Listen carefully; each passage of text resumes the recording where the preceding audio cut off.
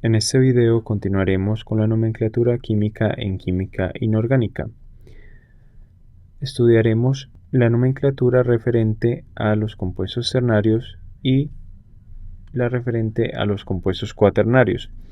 En los compuestos ternarios recordemos que tenemos a los hidróxidos, los ácidos osácidos u osácidos y también las oxisales.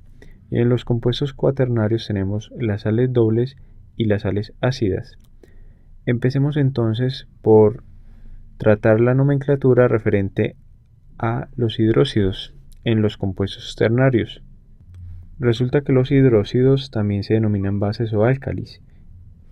Y para nombrar los compuestos de los grupos 1A al 3A, es decir, aquellos compuestos que contienen metales representativos, basta con nombrarlos como hidróxido del metal. Por ejemplo, si tenemos NaOH, el sodio es un metal representativo, por tanto, este hidróxido se denomina simplemente como hidróxido de sodio. Vemos que la palabra metal se cambia para dar paso a el nombre de el metal representativo. Ahora bien, si el hidróxido contiene un metal de transición, es decir, de los grupos 1B al 8B, debemos tener en cuenta el estado de oxidación del metal. Asimismo, recordar que el estado de oxidación del grupo hidroxilo OH es -1. Miremos, por ejemplo, para el caso en que tenemos el hidróxido de hierro, por ejemplo, Fe OH2. Recordemos entonces que el estado de oxidación del OH es -1 y por tanto el estado de oxidación del hierro es +2. Y eso se denomina como hidróxido ferroso, recordando la nomenclatura tradicional cuando el metal tiene el menor estado de oxidación, que para el hierro es +2, o también se puede nombrar como hidróxido de hierro 2, que recordemos que en la nomenclatura Stott, entonces tenemos hidróxido ferroso en la nomenclatura tradicional, y en la nomenclatura Stott tenemos hidróxido de hierro 2. Otro ejemplo, si tenemos hidróxido de cobre, la valencia del hidrógeno o estado de oxidación es -1 del hidróxido y del cobre es +2. Por tanto, este se nombra como el hidróxido de cobre se nombra entonces como hidróxido cúprico en la nomenclatura tradicional, siendo ico el sufijo que indica que tenemos el metal con su mayor estado de oxidación, y también se puede nombrar como hidróxido de cobre 2 en la nomenclatura Stott. Recordemos que la nomenclatura Stott no diferencia en el uso de sufijos para identificar el estado de oxidación. Ahora bien, estudiemos el otro tipo de compuestos ternarios, que son los ácidos osácidos, los cuales se conforman por el hidrógeno no metal y el oxígeno. En los ácidos osácidos utilizamos la nomenclatura tradicional, que hace uso de sufijos y de prefijos para indicar los menores y mayores estados de oxidación de los átomos en el compuesto.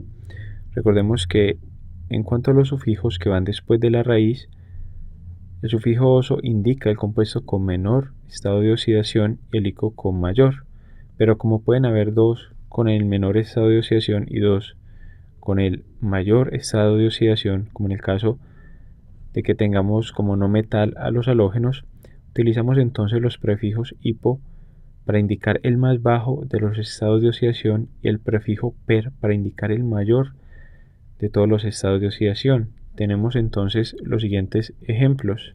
Si tenemos H2SO3 y H2SO4, como podemos observar, estos compuestos contienen hidrógeno, un no metal, que es el azufre en ambos, y el oxígeno. Identificamos entonces los estados de oxidación de estos compuestos. Recordemos que para el hidrógeno consideramos que es +1, para el oxígeno es -2, y por tanto los respectivos estados de oxidación para estos compuestos en relación al azufre son +4, y más 6.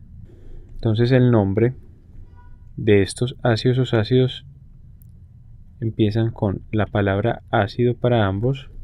En este caso el azufre estamos considerando únicamente dos estados de oxidación, por lo que no necesitamos utilizar los prefijos hipo y per, sino que simplemente empleamos la raíz del no metal seguida del sufijo que indica el menor y el mayor estado de oxidación. Entonces tenemos para el azufre que la raíz es sulfur, y ahora adicionamos o agregamos la palabra o sufijo que indica el menor estado de oxidación para el azufre, que es más 4, oso, y para el mayor estado de oxidación del azufre, que es más 6, ico. Y tenemos entonces que el primer compuesto se denomina ácido sulfuroso y el segundo ácido sulfúrico, dependiendo del valor del estado de oxidación. Otro ejemplo es el siguiente: si tenemos H3PO3 y H3PO4, vemos que también se trata de un ácido osácido. Identificamos en ellos los estados de oxidación, primero del oxígeno -2, luego del hidrógeno +1. Por tanto, como son compuestos neutros, nos da que los estados de oxidación del fósforo en el primer compuesto es +3 y en el segundo debe ser +5.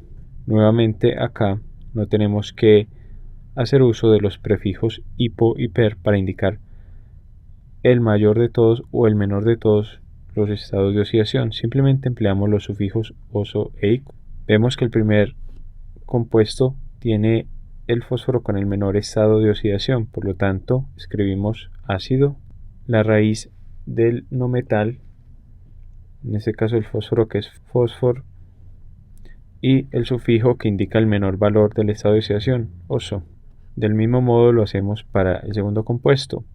Escribimos la palabra ácido, seguido de la raíz fósforo y el sufijo ico para indicar que el fósforo tiene el mayor estado de oxidación. Realicemos el siguiente ejemplo para el HNO2 y el HNO3. Identificamos entonces, sabemos que el estado de oxidación del oxígeno es -2, del hidrógeno es +1 y por tanto el nitrógeno tiene estados de oxidación +3 y +5.